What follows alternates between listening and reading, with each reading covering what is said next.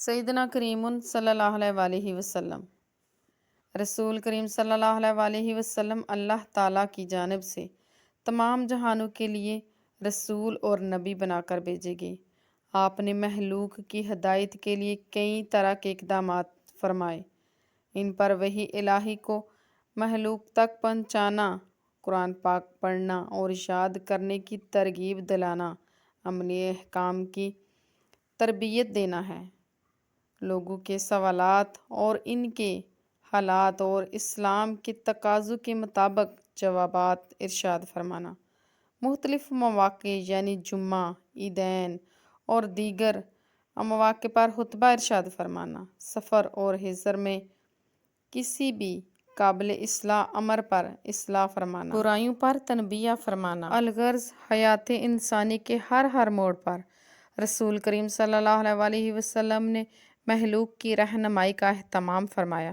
آپ صلی اللہ علیہ وسلم کے ان اقدامات میں ایک اہم ترین اقدامات خطبات ہیں جو آپ نے غزوات میں دیے اور جمعے کے خطاب میں، عیدین، حج کے موقع پر آپ نے ارشاد فرمائے۔ ان تمام خطبات کی ایک خاص اہمیت ہے، لیکن حجۃ الوداع طریح اسلام اور تعلیمات پیغمبر میں سے بہت جدا مقام اور حیثیت رکھتا ہے۔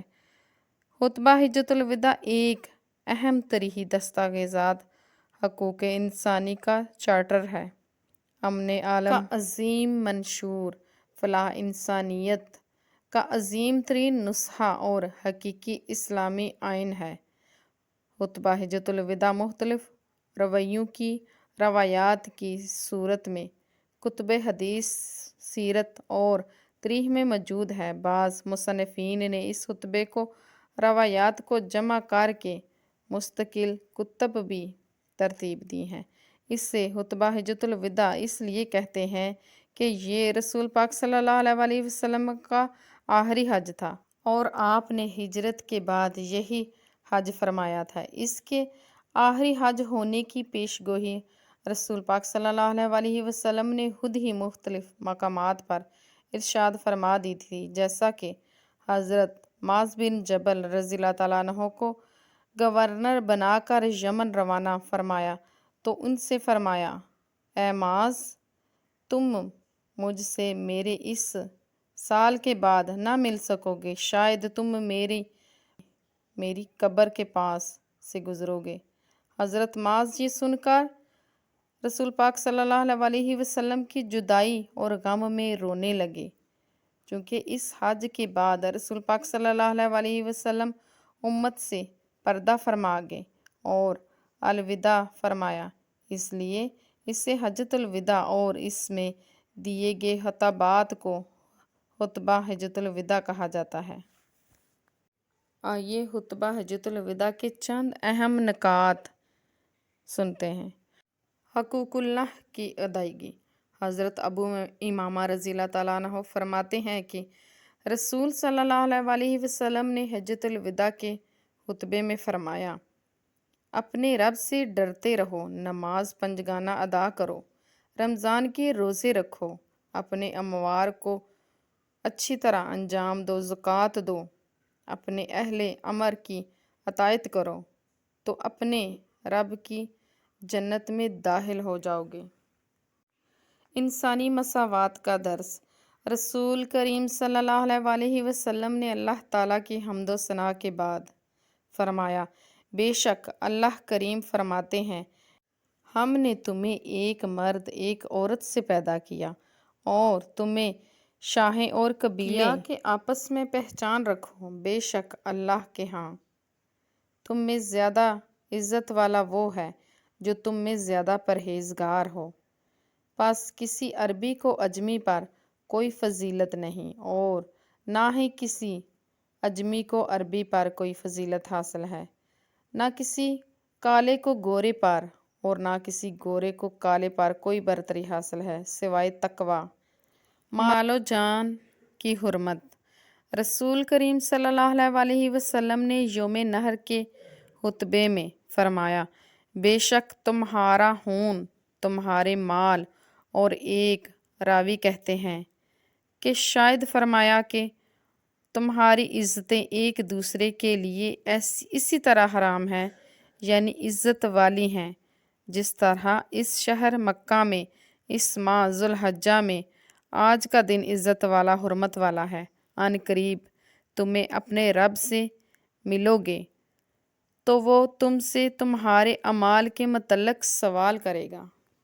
میاں بیوی کے حقوق۔ حضرت عمر بن کی روایت ہے کہ رسول پاک صلی اللہ علیہ وسلم نے حجۃ الوداع کے خطبے میں فرمایا، آگاہ رہو، بے شک تمہاری عورتوں پر تمہارا کچھ حق ہے اور تمہاری عورتوں کے بھی تم پر کچھ حقوق ہیں، پس تمہارا اپنی عورتوں پر یہ حق ہے کہ وہ اپنی عزت کی حفاظت کریں اور جو تمہیں پسند نہیں اسے گھر میں نہ آنے دیں۔ آگاہ رہو کہ تمہاری عورتوں کا تم پر حق ہے کہ تم انہیں اچھا کھلاؤ پلاؤ، اچھا پہناؤ۔ راہ راست پر رہنے کا بہترین ذریعہ۔ حضرت سیدنا جابر بن عبداللہ فرماتے ہیں کہ رسول اللہ صلی اللہ علیہ وسلم نے عرفہ کے دن اپنی اونٹی قصوہ پر تشریف فرما ہو کر خطبہ دیا۔ آپ نے فرمایا، اے لوگو، بے شک میں تمہارے درمیان وہ چھوڑ کر جا رہا ہوں کہ تم اسے تھامے رکھو، کبھی گمراہ نہ ہوگے۔ اللہ کی کتاب اور میرے اہل بیت۔ پیغام رسالت آگے پہنچانا۔ یوم نحر کے خطبے کے آخر میں رسول کریم صلی اللہ علیہ وسلم نے فرمایا، پس جو لوگ حاضر ہیں وہ غائب تک میرا پیغام پہنچا دیں، کیونکہ بہت مرتبہ سننے والے سے زیادہ محفوظ رکھنے والا ہوتا ہے جس تک پیغام پہنچایا گیا۔ استقامت کا حکم۔ خطبہ یوم نحر میں وعد و نصیحت کے بعد آپ صلی اللہ علیہ وسلم نے فرمایا، پس میرے بعد کفار کے عمل کی طرف نہ لوٹ جانا، کہیں ایک دوسرے کو قتل نہ کرنا۔ تبلیغ پیغام الہی پر گواہی۔ حضرت جابر بن عبداللہ کی روایت ہے کہ خطبے کے بعد رسول کریم صلی اللہ علیہ وسلم نے فرمایا، اے لوگو، تم سے میرے بارے میں پوچھا جائے گا تو تم کیا کہو گے؟ لوگوں نے کہا، ہم گواہی دیں گے کہ بے شک آپ نے پیغام پہنچا دیا اور حق ادا کر دیا، نصیحت فرما دی۔ تو رسول کریم صلی اللہ علیہ وسلم نے اپنی شہادت کی انگلی آسمان کی طرف اٹھائی اور لوگوں کی طرف اشارہ کرتے ہوئے کہا، اے اللہ تو گواہ رہنا، اے اللہ تو گواہ رہنا۔ یہ الفاظ 3 دفعہ دہرائے۔ اس کے بعد آپ نے ہدایت فرمائی کہ جو حاضر ہیں وہ ان لوگوں کو بتا دے جو حاضر نہیں ہیں۔ قربانی۔ ام المومنین حضرت عائشہ صدیقہ رضی اللہ تعالیٰ عنہ سے روایت ہے کہ رسول اللہ صلی اللہ علیہ وسلم نے ایک سینگوں والا مینڈا لانے کا حکم دیا جو سیاہ پاؤں، سیاہ پیٹ اور سیاہ حلقوں والی آنکھوں والا خوبصورت تھا۔ جبکہ ایسا مینڈا آپ صلی اللہ علیہ وسلم کے پاس لایا گیا تاکہ آپ اس کی قربانی کریں۔ آپ صلی اللہ علیہ وسلم نے حضرت عائشہ صدیقہ رضی اللہ تعالیٰ عنہ سے فرمایا، اے عائشہ، چھری لائیے۔ پھر آپ نے فرمایا، اسے پتھر سے تیز کر لیں۔ میں نے ایسا ہی کر دیا۔ پھر آپ نے چھری لی، مینڈے کو پکڑ کر نیچے لٹایا، اسے ذبح فرمایا۔